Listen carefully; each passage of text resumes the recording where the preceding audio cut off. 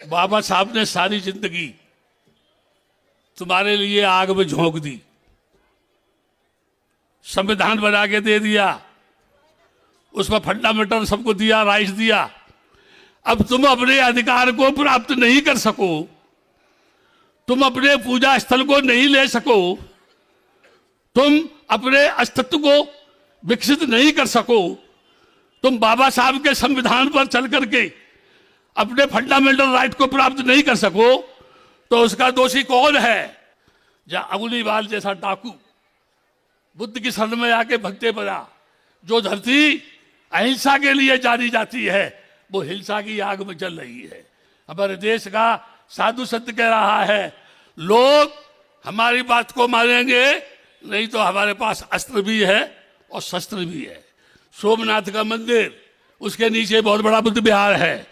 बद्रीनाथ का मंदिर हो, केदारनाथ का मंदिर हो, जितने मंदिर दिखाई देते हैं सारे के सारे बुद्ध विहार है। 24 साल के बाद आंदोलन कर रहे हैं। मेरे पास शुरू से लेके अब तक रिकॉर्ड पूरा, इतनी फाइल होंगी मेरे पास।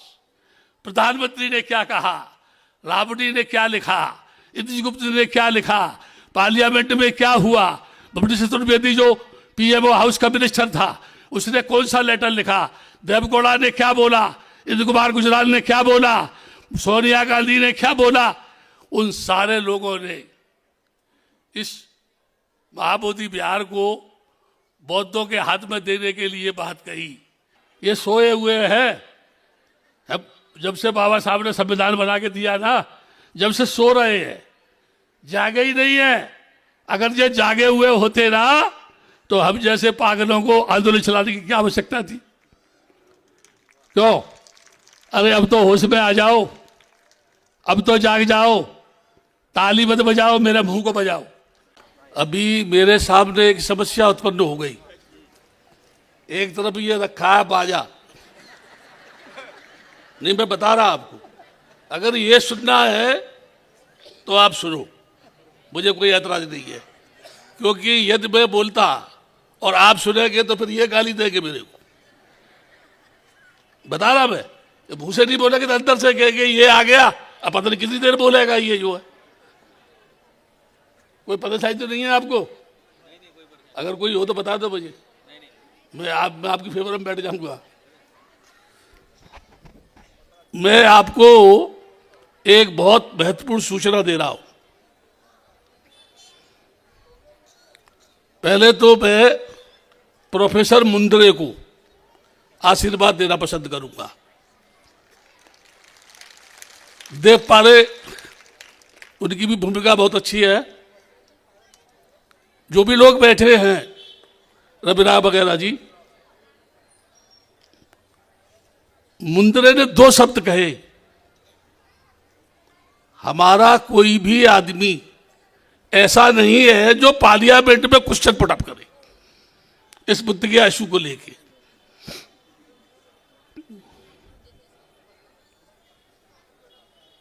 जब ये आंदोलन शुरुआत हुई इसकी, तो उस समय पर जब डी संरक्षण बंदे ने एक पंडित को पीटा महाबोधि टेम्पल में, जो ये कह रहा था आओ आओ, ये भगवान विष्णु के 2 पैर हैं, इनके दर्शन करो, उसने उसको पीटा। क्योंकि ये विष्णु के पैर नहीं है। आप बुद्ध के मंदिर में बैठ करके विष्णु के गीत गा रहे हैं। अरे बुद्ध का नाम लेकर के बात करो, जो पैसा आता है उसे आप ले जाओ। उस समय पर राजबाला वर्मा जो थी वो आगे डीएम थी। ये आपके समझने की बात है सबकी। उस समय उसने एक आदेश दिया, नागपुरिया बौद्ध कैन नॉट एंटर इन बोध गया। यानी नागपुर के जो लोग हैं ना, उन पर बुद्ध के आगे जाने पर प्रतिबंध लगा दिया। ये आते हैं, झगड़ा करते हैं। इनकी पहचान करो, इनको आने मत दो। वहां से इस आंदोलन की शुरुआत हुई। मैंने कहा ससाई से और भद्दे लोगों से, ये बहुत बड़े अपमान की बात है। अब आप सोचेंगे क्यों? बाबा साहब ने बौद्ध धर्म स्वीकार कहा किया? नागपुर की दीक्षा भूमि पर, और प्रतिबंध कृपा लगाया महाराष्ट्र के लोगों पर। उस समय मुझको नींद नहीं आई कई दिन तक, बहुत परेशान हो गया मैं सोचा भद्दे लोग जितने भी हैं मेरे देश के,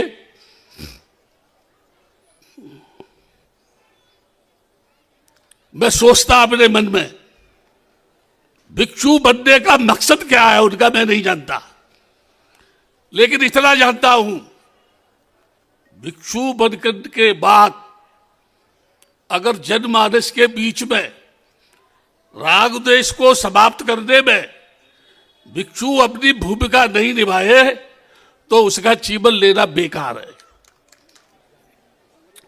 मैंने भिक्षुओं का एक अनुसंधान किया है, मुद्रे साहब, देव पहाड़े जी, सबको सुना रहा हूं मैं आपको। महार भत्ते महारों में जाता है, यादव भत्ते यादवों में जाता है, चमार भत्ते चमारों में जाता है, काछी भत्ते काछियों में जाता है। यानी अपनी जात को छोड़ करके आम समाज में भत्ते नहीं जाता, तो जो भत्ते जात के बंधन को तोड़ करके आम समाज में जाकर के बुद्ध की देशना नहीं देता, वो धर्म का भिक्षु नहीं, वो शिखंडी है मेरी नजर में। मैं उसको भत्ते नहीं मानता। हालांकि भत्ते लोग मुझे गालियां देंगे, मैं पैदा इसलिए हुआ हूं, सच कहता हूं, मुंह पे कहता हूं, और हमेशा मौत के सामने खड़ा रहता हूं। क्यों? अगर मेरे को मारेंगे तो मुझे मुक्ति मिल जाएगी, सही है ना? ये जगह जगह नहीं जाना पड़ेगा। और अगर जिंदा रखेंगे तो उनको चैन की सोने नहीं दूंगा मैं। दोनों तरफ की बात कर रहा हूं मैं। तो आंदोलन जो है, ऐसा नहीं है कि बौद्धों की समस्या हल नहीं हो, लेकिन प्रश्न ये है, क्या आप बौद्ध हैं? जितने लोग यहां बैठे हैं हाथ खड़े करो, क्या आप बौद्ध हैं? सच में तुम बौद्ध हो? कैन यू शो मी और सर्टिफिकेट जो इस बात को साबित करे कि you are belong to Buddhist community? एक तरफ महार भी है, एक तरफ बौद्ध भी है, एक तरफ सुविधा भी चाहिए, एक तरफ बौद्ध भी बनेगी। अगर बौद्धों की सुविधा मिले तो हम बौद्ध हैं, यदि जो महारों की सुविधा मिले तो हम महार हैं। जिस मंच में जाए उसी की टोपी सिर पर लगा लेते हैं। हम कुछ भी नहीं है, केवल आडंबरी है, पाखंडी है, ढोंगी है, केवल एक दूसरे को धोखा दे रहे हैं। सही है गलत है? मुझे बोलो। मुद्रे साहब ये कह रहे हैं सही है, मैं नहीं कह रहा हूं, ये कह रहे हैं सब। मैं मुद्रे साहब को बता रहा हूं। ऐसे लोग बोलते हैं कि आप सही कह रहे हैं। क्या कारण है? मैंने दीक्षा भूमि में एक बार पूछा, बाबा साहब ने नागपुर की दीक्षा भूमि को ही क्यों चुना दीक्षा लेने के लिए?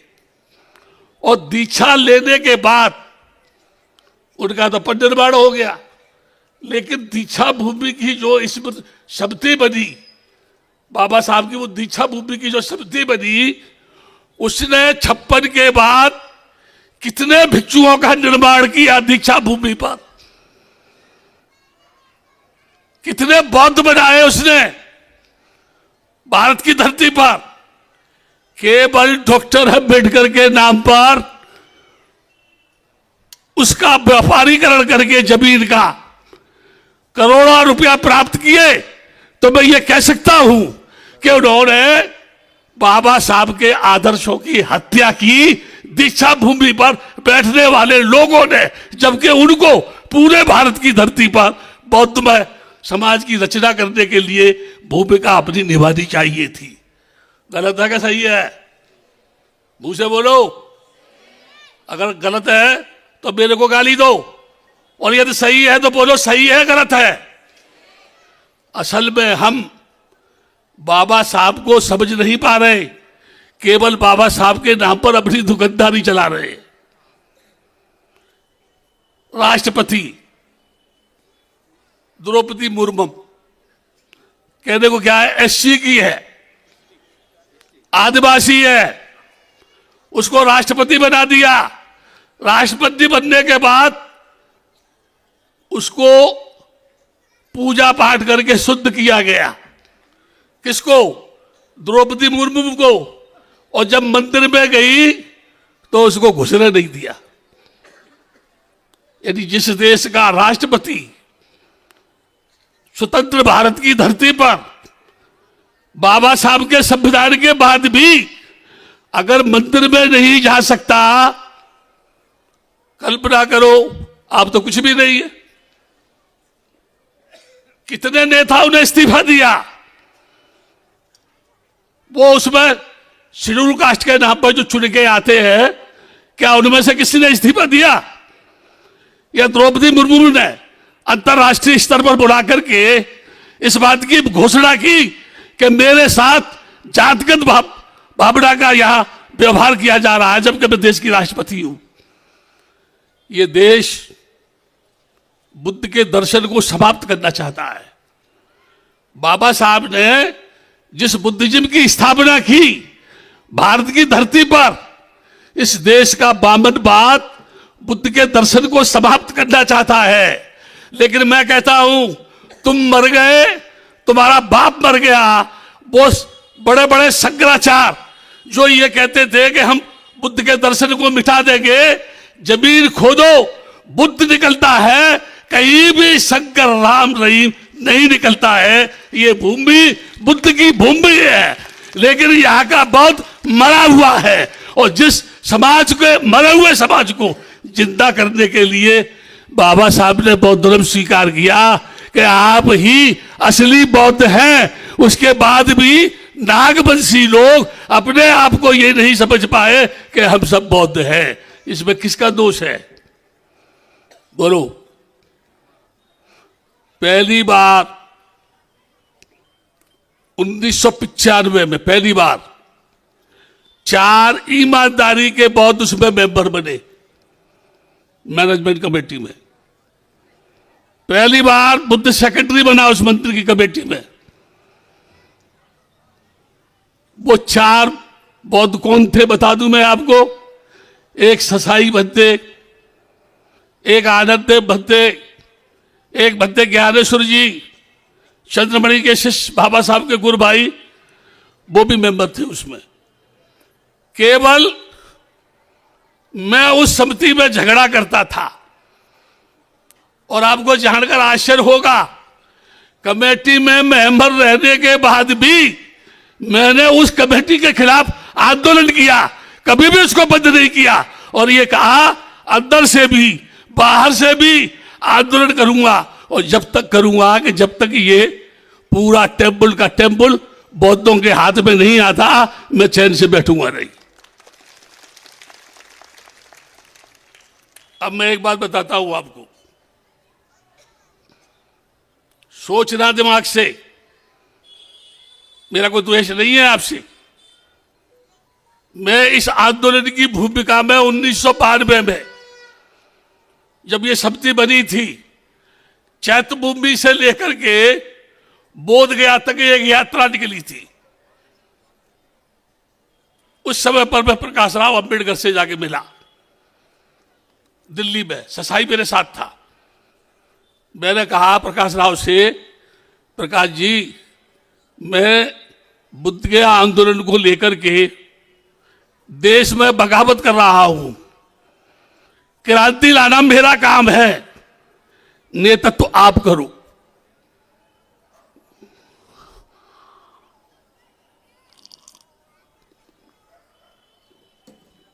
क्या कहा मालूम है उन्होंने? बत्ते जी कहीं पागल तो नहीं हो गए आप? क्यों? अरे 100 आदमी भी नहीं आएंगे, आप तो क्रांति की बात कर रहे हैं।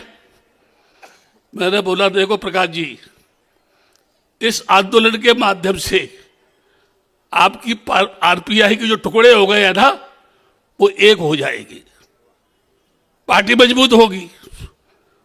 उन्होंने बोला नहीं, लेकिन जब 4 लाख आदमी 1992 में 14 अक्टूबर को दिल्ली में पहुंचा, तो प्रकाश राव जी बार बार एक स्लिप लिख के भेजते, बद्दे जी मुझे 10 मिनट का टाइम दो, बोलना चाहता। क्यों? यानी मुझे पागल बताने वाला आदमी 10 मिनट बोलने के लिए बात कर रहा है। मैं आपसे कह रहा हूं, अभी भी धरना दे रहे हैं, कहा बुद्ध गया में। सेक्रेटरी जो बुद्धिस्ट बना, 3 वर्ष में कोई ऐसा काम नहीं कर पाया। वो 26 वर्ष हिंदू सेक्रेटरी रहा, 20 साल रहा, 12 वर्ष रहा, 9 वर्ष रहा। क्या कारण था कि 3 वर्ष के बाद ही सेक्रेटरी को हटा दिया? मैंने बोला उस समय पर हम हाई कोर्ट में जाएंगे, तो सेक्रेटरी क्या कह रहा है, नहीं नहीं नहीं, मेरे को नहीं सेक्रेटरी रहना, मैं तो थाईलैंड पढ़ने जाऊंगा। जो अब आंदोलन में बैठा हुआ है, तब कह रहा था नहीं नहीं, मैं तो थाईलैंड में पढ़ने के लिए जाऊंगा। वाह, कमाल की बात है। अब आंदोलन कर रहा है वो जो है। 4 बौद्ध बने, 4 मेंबर उसमें। सरकार चाहती है तुम खाओ चुप रहो। मैंने बोला मैं पालतू कुत्ता नहीं हूं, मैं जो जंजीर से बांध दो, तुम कहो तो भौंकेगा, तुम कहो तो लैट्रिन करने जाएगा, तुम कहो तो पेशाब करने जाएगा। तुम जब तक जंजीर खोलोगे ही नहीं, वो वही बड़ा बड़ा भौंकता रहेगा। मैं ऐसा नहीं हूं, गुलाम नहीं हूं।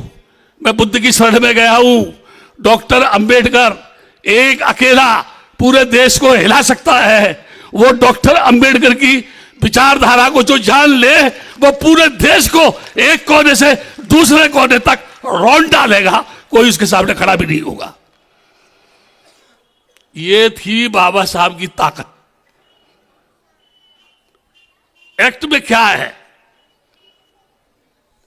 देखो, मैं देवगौड़ा से मिला, मैं इंद्र कुमार गुजराल से मिला, मैं सोनिया गांधी से मिला, कम्युनिस्ट पार्टी के नेताओं से मिला, समाजवादी पार्टी के नेताओं से मिला, कांग्रेस के लोगों से मिला। कोई भी राजनीति दल मैंने छोड़ा नहीं जिसको मेमोरेंडम नहीं दिया हो, इस बात के लिए कि बौद्धों की समस्या का समाधान होना चाहिए। लेकिन होता क्यों नहीं है? There are no Buddhist in India. अंतरराष्ट्रीय ये जो लॉ है, दलाई लामा कहता है Hindu and Buddhist both are equal, both are Hindu. Dalai Lama कह रहा है, एक भी बंदे उसका विरोध नहीं कर रहा है। एक्ट में है, एक्ट में प्रावधान है, जूते चप्पल पहन करके महाबोधि मंदिर में नहीं जा सकता कोई आदमी। लाभा लोग आज भी जाते हैं।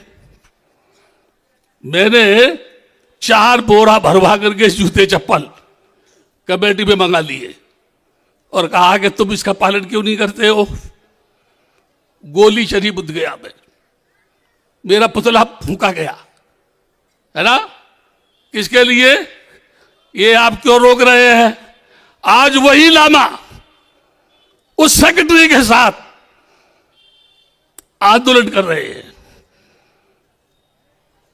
क्या उनकी करनी कथनी एक है? क्या सारे देश के लामा एक है? क्या देश की सभी संस्था एक है? धर्म के नाम पर जितनी संस्था है वो एक है, राजनीति में जितनी पार्टियां वो एक है, समाज में जातिगत भावना से जो संस्थाएं बनी है वो एक है, सैकड़ों टुकड़े हो गए उसके। एक टुकड़ा दूसरे टुकड़े की बात नहीं मानता है। बात वही आती है कि आप बौद्ध है, बाबा साहब ने बौद्ध धर्म स्वीकार किया, हमारे देश के लोगों को क्या चाहिए था? वह बौद्धों का राजनीति का नेतृत्व करते। मित्र साहब कह रहा हूं मैं, अब जो भी लोग बौद्ध है, बौद्ध बनेंगे, बौद्ध बनना चाहते हैं, उनका नेतृत्व करने के लिए एक बौद्ध लीडर चाहिए। वो है नहीं। और जातिगत स्तर पर आप देखें, क्या राष्ट्रीय स्तर पर अनुसूचित जाति का कोई नेता है? राष्ट्रीय स्तर पर जो ये कहे कि मैं शेड्यूल कास्ट के लोगों का नेता हूं, एक भी नहीं है। दूसरों की गोद में बैठ के उनके तलबे चाटने का काम कर रहे हैं। वो स्वतंत्र नहीं है। जब वो खुद स्वतंत्र नहीं है तो आपको क्या आजादी देंगे? क्यों देंगे? क्या नहीं देंगे ना। अभी ये कुंभ का मेला लगा हुआ है, ये हर्षवर्धन ने शुरू किया। पहली बुद्ध की प्रतिमा कहां बनी? मथुरा में बनी। उससे पहले कौन बना? राक्षसी की मूर्ति बनी। मैं कभी कभी कहता ये त्रिपिटक ही झूठा है। मैं बोलता, बद्दे लोग क्या कहते हैं? पागल हो गया बद्दे आनंद, त्रिपिटक को बेकार बता रहा है। क्यों कह रहा हूं त्रिपिटक बेकार है? सिद्धार्थ के सामने कौन उसका उत्तर नहीं दे पाया? एक भी ब्राह्मण सिद्धार्थ के प्रश्न का उत्तर नहीं दे पाया। संबोधि मिलने के बाद बुद्ध के सामने एक भी ब्राह्मण खड़ा नहीं हो पाया। उर्मिला का कश्यप हो, मां कश्यप हो, जगदीश कश्यप हो, गया कश्यप हो, जिनके 500 शिष्य थे, वो भी बुद्ध की शरण में जाकर के भिक्षु बन गए। लेकिन बुद्ध के महापरिनिर्वाण के बाद जब संज्ञान हुआ धर्म का, सूत्र किसने बोला? अभिधम्म किसने बताया? विनय किसने बताई? त्रिपिटक बना। उसको लिखने वाला कौन? ब्राह्मण। उसकी रचना करने वाला कौन? ब्राह्मण।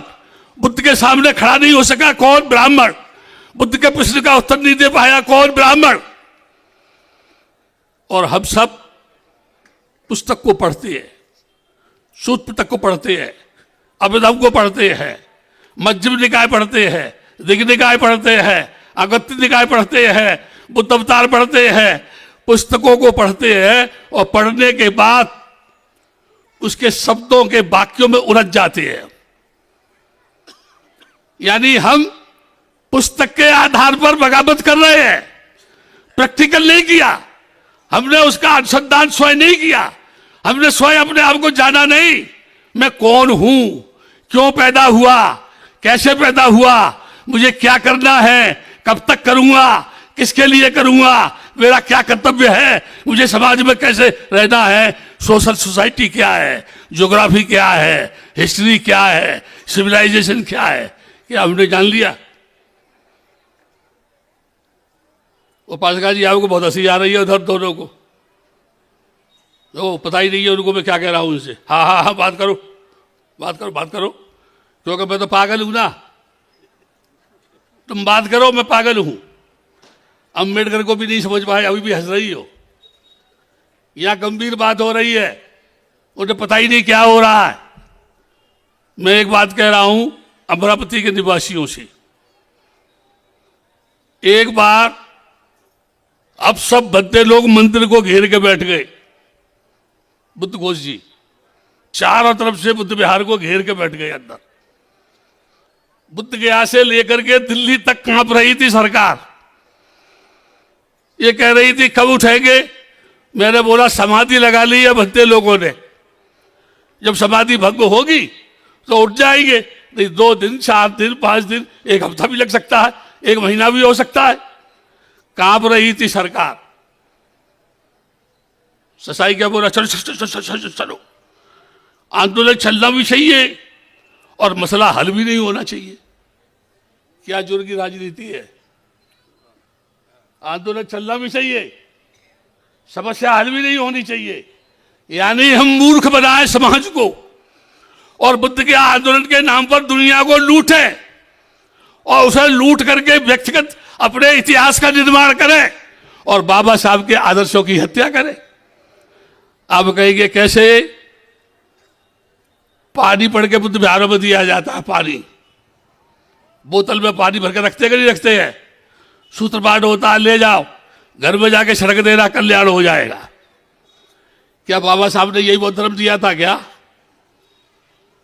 मैंने एक बार ससाई को बोला, आप ये सूत्रपाठ करके पानी को देता है, ऐसा करो अम्बा झारी चलो और वो तालाब नहीं है, टैंक जिसका पानी पूरा नागपुर पीता है, उसका ही सूत्रपाठ कर दो। क्या जरूरत है बोतल में पानी रखने की? क्यों? जितने लोग पानी पिएंगे सब निरोग हो जाएंगे, किसी को कोई बीमारी नहीं होगी, है ना? उसने बाबा साहब के मिशन को धोखा दिया। वो कहता था जय भीम, मैं सोचता था, लोगों से कहता था, मैं कहता था ससाई जय भीम का कफन ओढ़े है, ससाई जय भीम को खाता है, ससाई जय भीम को ओढ़ता है, ससाई जय भीम पर चलता है, ससाई के खून में जय भीम है, ससाई स्वयंभू जय भीम है। लेकिन जब मुझे पता चला जय भीम का नाम लेने वाला आदमी केवल जय भीम के नाम पर समाज को धोखा दे रहा है और उसे टुकड़ों में बांट करके राजनीति का गेम खेल रहा है, जबकि वो स्वयं अपने आप में भलती नहीं है। मैं 20 साल तक उसके साथ रहा। वो हिंदी भी नहीं जानता था। उसकी कहानी सुनाऊंगा मैं आपको, आप हंसेंगे मेरी बात को सुन के। एक बार देवगौड़ा के पास गए हम, वो मॉरिशस जा रहा था हिंदी के सम्मेलन में। वो जाके पहुंचे, देवगौड़ा आया, हवाई जहाज से आया, जहाज को रुकवाया, मेमोरेंडम लिया, हिंदी नहीं जानता था, कम जानता था। बोला I will see and I will discuss with the chief minister of Bihar and I will see what is the law and what can I do, आपके लिए मैं क्या कर सकता हूं। और मेमोरेंडम लेकर के वो चला गया। ससाई मेरे से बोला क्या हुआ? मैंने तो मेमोरेंडम आया, लेके चला गया। बोला मैं इसको देखूंगा, बाद में बताऊंगा। वो लौट गया ससाई, वहां प्रधानमंत्री के निवास में लेट गया और क्या बोला? नहीं नहीं, आज गया आज ही। प्रधानमंत्री को बोलो बुद्ध गया को आज के आज ही जो मुक्त करे। सोचो, प्रधानमंत्री के निवास में लेटना, अनुशासन को भंग करना, अपनी मौत को निमंत्रण देना है कि नहीं है? प्रधानमंत्री के निवास पर मैं बोला बद्दे जी उड़ जाओ। नहीं नहीं, आज ही चाहिए मुझे बुद्ध विहार। वो वहां के सुरक्षा प्रहरी मेरे से बोले ये क्या कर रहा है? मैंने बोला अगर मैंने इनको बोल दिया कि ये ऐसे कह रहा है, अभी विसिल बचेगी, तमाम प्रहरी आएंगे, इसको उठा के बाहर फेंक देंगे। तो बेइज्जती होगी कि नहीं होगी बद्दे लोगों की? मैंने उनसे बोला कि नहीं, ये जमीन पर लेट करके फिजिकल वाइब्रेशन को प्रधानमंत्री हाउस में पहुंचा रहा है कि प्रधानमंत्री निवास में सभी सुखी रहे, सभी का कल्याण हो।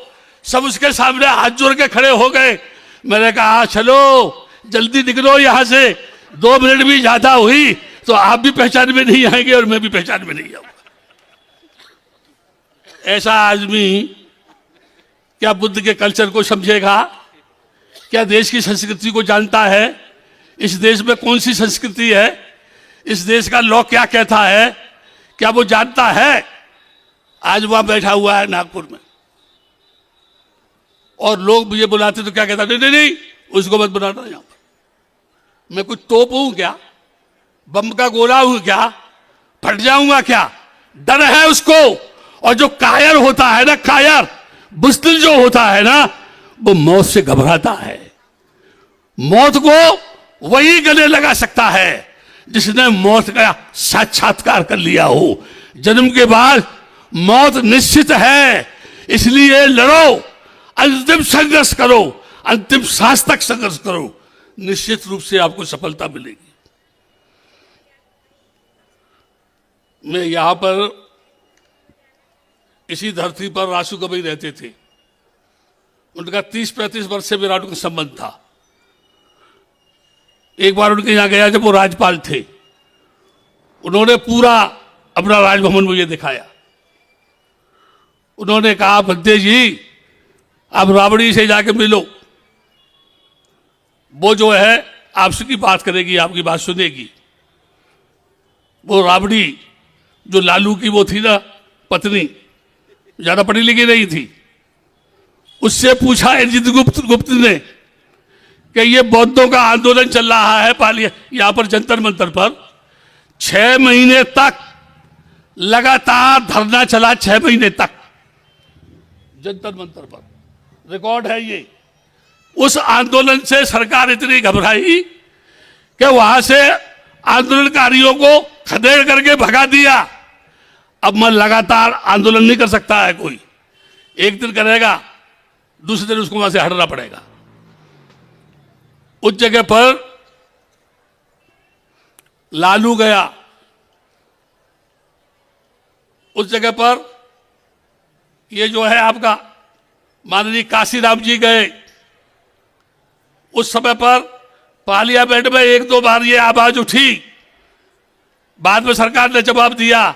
ये लोग कई बार प्रधानमंत्री से मिल चुके, कई बार पार्लियामेंट में बात उठ चुकी है, इसीलिए अभी इस संबंध में कुछ भी नहीं हो सकता। अभी भी 3 पिटीशन सुप्रीम कोर्ट में है और आप बुद्धिजीवी है, पढ़े लिखे हैं, आपको जानकर यह आश्चर्य होगा अभी तक एक भी पिटीशन डाइस पर नहीं आया। जब डाइस पर ही नहीं आया तो नोटिस इशू कहां होगा? नहीं होगा। ये सरकार से मैं कहता हूं, मैंने बोला प्रधानमंत्री से, नरेंद्र मोदी से, राम पैदा नहीं हुआ, तुमने मैं राम का मंदिर बना दिया। जिसने भद्दे लोगों की हत्या की उस हत्यारे का राम मंदिर बन गया। कोर्ट का, वो सुप्रीम कोर्ट का जज कहता था अदालत में फैसले भावनाओं पर नहीं डॉक्यूमेंट पर होते हैं, प्रूफ चाहिए, साक्ष्य चाहिए। लेकिन वहां फैसला हो गया, राम मंदिर बन गया। विशाखा वहीं की रहने वाली थी, प्रसिद्ध अश्वघोष वहीं का रहने वाला था। जो बौद्धों की नगरी, वहां राम की नगरी बसा दी गई। सोमनाथ का मंदिर, उसके नीचे बहुत बड़ा बुद्ध विहार है। बद्रीनाथ का मंदिर हो, केदारनाथ का मंदिर हो, जितने मंदिर दिखाई देते हैं सारे के सारे बुद्ध विहार है। क्या बल्दे लोग आवाज उठाएंगे? क्या हमारे देश के बल्दे लोग आवाज उठाएंगे? वहां जब चांटिंग होती है ना, मैं अभी गया था दिसंबर के महीने में, लाइन लगी भारत के भिक्षुओं की। किसके लिए? खाने के लिए।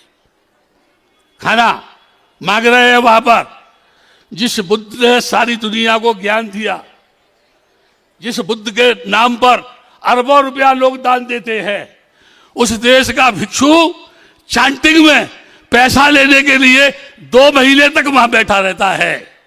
वाह रे भिक्षु, क्या इसी के लिए भद्दे बना है? क्या इसी के लिए घर छोड़ा है? मैं एक बार क्या करता, भूखे नंगे लोगों के बीच में आंदोलन करने वाला कोई व्यक्ति अगर रबड़ी के कुल्लड़ फेंकवा दे तो वो सब लोग रबड़ी चाटने में लग जाएंगे, आंदोलन खिलाफ हो जाएगा। हो जाएगा नहीं हो जाएगा? मैं आपसे अपील कर रहा हूं, बुद्ध पूर्णिमा के दिन बुद्ध गया में आओ। बुद्ध पूर्णिमा को बुद्ध गया में आओ। सारी व्यवस्था मैनेजमेंट कमेटी करती है। बुद्ध महोत्सव मैंने शुरू किया, वहां पर मैंने बोला था भिक्षुओं को जब वो रखे गए थे वहां, कि तुम बाबा साहब के द्वारा बौद्ध धर्म स्वीकार करने के बाद पहले बनते हो जो यहां सेक्रेटरी बन के बैठे हो। अगर तुमने अच्छा काम किया तो दुनिया के बड़े बड़े राजा महाराजा तुम्हारे सामने, तुम्हारे पैरों में झुक जाएंगे। तब तुम्हें महसूस होगा कि हमारा महत्व क्या है। वो अपने आप को नहीं समझ पाए। 4 बजे उठ के बादाम पिस्ते खाने वाले लोग, उनसे मैं कहता था, देखो मैं तो सड़क छाप हूं, आज भी सड़क पर हूं, कल मैं यहां से चला गया, जब भी सड़क पर रहूंगा, क्योंकि मैं जानता हूं जीने के लिए 2 रोटी चाहिए, 2 रोटी जीने के लिए, और तन ढकने के लिए छीबर चाहिए, सोने के लिए जगह चाहिए। बाकी तेरा कुछ भी नहीं है, सब तू छोड़ के आया है। तू भिक्षा पात्री है, भिक्षाजीवी है, पिंडपात लेने वाला, पिंडपात को खाने वाला है। इसलिए उठ, इस देश में अलग जगह, एक कोने से दूसरे कोने पर जा, पाटलिपुत्र को फिर से जिंदा कर, सम्राट अशोक को फिर से उठा, जागृत कर उसको जो है कि तेरी धरती पर जुल्म और अत्याचार बढ़ रहा है। जहां अग्निवाल जैसा डाकू बुद्ध की शरण में आके भगते बना, जो धरती अहिंसा के लिए जानी जाती है, वो हिंसा की आग में जल रही है। हमारे देश का साधु संत कह रहा है, लोग हमारी बात को मानेंगे, नहीं तो हमारे पास अस्त्र भी है और शस्त्र भी है। साधु कह रहा है इस देश का कि साहित्य से मानेगा, नहीं तो काटेंगे उनको। और सरकार कुछ भी नहीं कह रही है। इसका मतलब क्या है? इसका मतलब ये है सरकार चाह रही है उनको दिखाती। अभी आए कुंभ में कितने साधु संत थे, मैं बोला, वायरल हुआ, मैंने बोला ये सबके सब पाखंडी है, इनमें एक भी सही सन्यासी नहीं है। आप कहेंगे, जो लोग बहुत सोचेंगे, अरे आप ऐसे कैसे कह रहे हैं? साधु जो होता है ना, वो मानवता के लिए जिंदा रहता है। साधु जो है जानता है कि एक दिन मरना है। बाबा साहब ने सारी जिंदगी तुम्हारे लिए आग में झोंक दी, संविधान बना के दे दिया, उसमें फंडामेंटल सबको दिया, राइट्स दिया। अब तुम अपने अधिकार को प्राप्त नहीं कर सको, तुम अपने पूजा स्थल को नहीं ले सको, तुम अपने अस्तित्व को विकसित नहीं कर सको, तुम बाबा साहब के संविधान पर चल करके अपने फंडामेंटल राइट को प्राप्त नहीं कर सको, तो उसका दोषी कौन है? तुम हो या कोई और है? कौन है? अरे मुझे बोलो जोर से, कौन है? तो ऐसे ही मरोगे कि कुछ करोगे? बोलो। देखो, मरने के नाम पर सब लगा के चुप्पी लगी ना। अभी मैं कह रहा, जमीन फट गई, क्या कह रहा हूं मैं? अगर ये जमीन फट गई, पता भी नहीं चलेगा हम कहां चले गए। क्यों? बैठे बैठे मौत आ गई, घर वाले इंतजार कर रहे होंगे, आई आ रही होगी, उन्हें पता नहीं, आई तो वहीं मर गई होगा। मौत का कोई भरोसा है क्या? बताओ आप मेरे को। जो है एक पल में कुछ भी हो सकता है। बरुड़ में जहां के लोग आंदोलन कर रहे हैं, वहां पर बरुड़ में मैं बोल रहा था, ऐसे सामने तमाम महिलाएं बैठी थी। मैंने कहा, एक भाई उठ के जाने लगी। मैं बोला, भाई कहाँ जा रही है? अरे तू आगे जा रही है कि रास्ते मर गई? तो वो जा ही रही थी। मैंने कहा, मान लो थोड़ी देर में ये जमीन फट गई, न मैं रहूंगा न तुम रहोगे, कौन नाम लेगा? इतना बोलना था कि उस मंच के 2 टुकड़े हो गए, आधा इधर आधा इधर, और मैं बीच में फंसा हुआ, मंच के बीच में। मैंने सोचा कोई तो अच्छा काम किया होगा मैंने, जो बीच में ही लटका रह गया, नहीं तो ऐसा होता मेरे भी हाथ में टूट जाते वहां पर। गलत है कि सही है? बाबा साहब के सच्चे अनुयायी हो। बगावत की शुरुआत मैंने कभी नागपुर में बोली थी, जब बुद्ध गया का आंदोलन शुरू हुआ। जब मैंने कहा था, नागपुर से आग लगेगी, पूरे देश में बौद्ध जागेगा और बुद्ध गया पहुंचेगा। सेकेंडरी बुद्धिस्ट बना, 4 बौद्ध उसमें गए। अगर वो कुछ नहीं कर सके तो उसमें एक्ट का दोष नहीं है, जो मेंबर बने उनका दोष है। वो कुछ नहीं कर सके, केवल मलाई चाटने में ही बैठे रहे, वो इसके लिए नहीं है। इसलिए अब मैं बोल रहा हूं, अब बगावत की ये चिनगारी सुलगेगी तो अमरावती से सुलगेगी। लिख लो मेरी बात को, अमरावती से सुलगेगी। बगावत मैं करूंगा, क्रांति मैं करूंगा, धरना मैं दूंगा, देश में मैं जाऊंगा, मौत मुझको आएगी। आप केवल खड़े रहना, और मंच पर जो बैठे हुए लोग हैं उनमें से कोई जागे, नेतृत्व करे बौद्धों का, निश्चित तौर से बुद्धिस्ट मैरिज एक्ट भी बनेगा, बुद्धिस्ट का फंडामेंटल राइट भी बनेगा और बौद्ध समाज का निर्माण भी होगा। हमको विश्वास करना है। अंत में मैं आपसे कहूंगा, कोई भी आपसे आंदोलन की बात करे तो उससे ये पूछना कि आप वहां सेक्रेटरी रहे तो आपने क्या किया, आप 3 वर्ष सेक्रेटरी रहे तो आपने क्या किया, और लोगों ने क्या किया, अभी क्या आवश्यकता है। 2001 में जो मैं जूते चप्पल की बात कर रहा था, 2001 में उस समय क्रांति आई, लोगों ने जब मेरे पुतले फूके, गोलियां चली, मुझे मारने के लिए कोशिश की, मैं जिंदा हूं। और अब 24 वर्ष के बाद वह व्यक्ति जो उसको संभाल नहीं सका सेक्रेटरी बन करके आज आंदोलन की बात कर रहा है बेईमान के नहीं? बोलो, वो अपने पद पर रह के कुछ नहीं कर सका, बेईमान है कि नहीं है? मुंह से बोले, जोर से। अब दोबारा आए तो पूछना उससे कि तूने क्या किया। 24 साल के बाद आंदोलन कर रहे हैं। मेरे पास शुरू से लेके अब तक रिकॉर्ड पूरा, इतनी फाइल होंगी मेरे पास।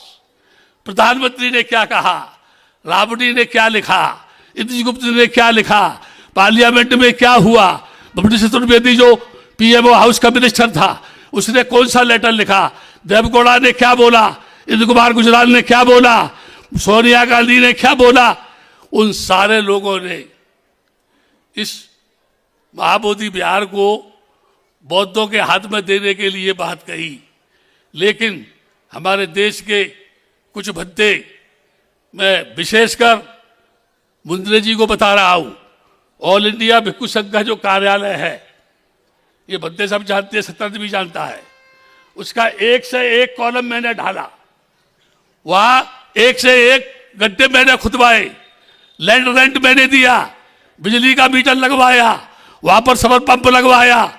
आज भी महाराष्ट्र के ही नहीं, पूरे देश के कम से कम 50 श्रावनेर ऑल इंडिया भिक्षु संघ के कार्यालय में होने चाहिए कि नहीं होने चाहिए?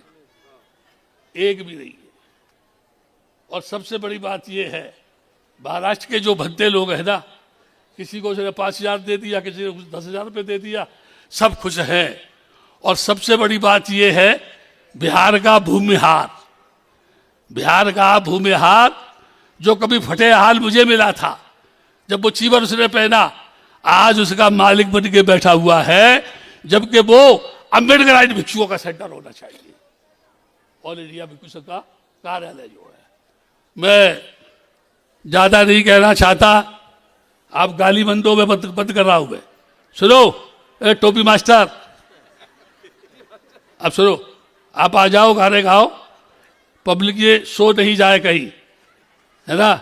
ये सोए हुए हैं, जब से बाबा साहब ने संविधान बना के दिया ना, जब से सो रहे हैं, जागे ही नहीं है। अगर ये जागे हुए होते ना, तो हम जैसे पागलों को आंदोलन चलाने की क्या आवश्यकता थी? क्यों? अरे अब तो होश में आ जाओ, अब तो जाग जाओ, ताली मत बजाओ, मेरे मुंह को बजाओ, है ना? मैं अपनी बात समाप्त कर रहा हूं। आपका जय मंगल हो। और जब कभी भी इसका बिगुल बजे तो ज्यादा से ज्यादा इस क्षेत्र से पब्लिक वहां जानी चाहिए। कम से कम एक बार आके बुद्ध पूर्णिमा के दिन देखो कि वहां हमने क्या किया और आपको क्या करना चाहिए। ये बात आपकी समझ में आ जाएगी। आप सभी का कल्याण हो, खुश रहे, जय मंगल हो। और अगर मैंने कुछ बोला आपसे और आपको बुरा लगा तो रात भर मेरे को गाली दो, ठीक है ना? मुझे कोई परेशानी नहीं है, है? जब बाबा साहब समझ में नहीं आए आपकी में, तो मैं क्या समझ में आऊंगा? गलत है कि सही है?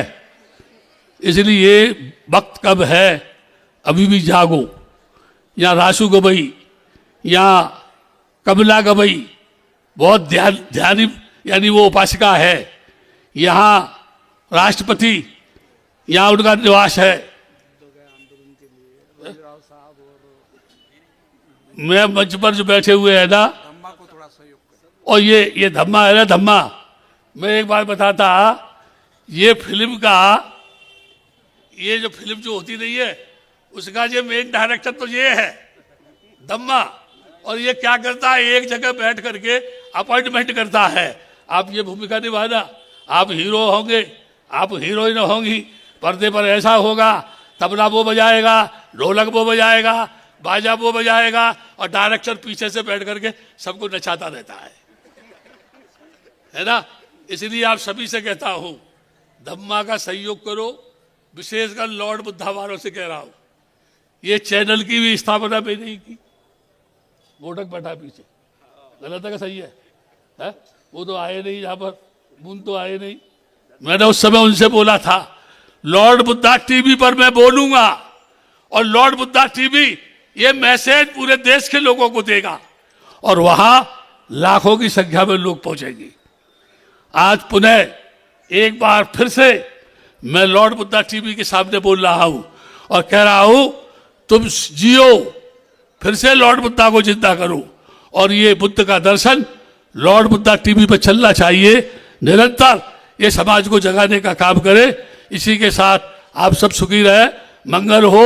आपने मेरी बात को शांति से सुना, उस पर चिंतन करना, मनन करना, एकता के सूत्र में आना और निश्चित से संकल्प करना, तो वो समस्या कोई बड़ी नहीं है, हल होगी। इरादा है तुम्हारा आगे आने का, और मैं तो आगे हुई, ठीक है ना। लेकिन मैं अभी लोगों से क्या कहता हूं मालूम है, बात खत्म कर रहा हूं मैं। बहुत से लोग कहते हैं, बंदे आनंद आगे बढ़ो, हम तुम्हारे साथ हैं। फिर बाद में कहेंगे, सत्यानंद बंदे आगे बढ़ो, हम तुम्हारे साथ हैं। बुद्ध घोष से कहेंगे, बुद्ध घोष बंदे आगे बढ़ो, हम तुम्हारे साथ हैं। मैं लोगों से क्या कहता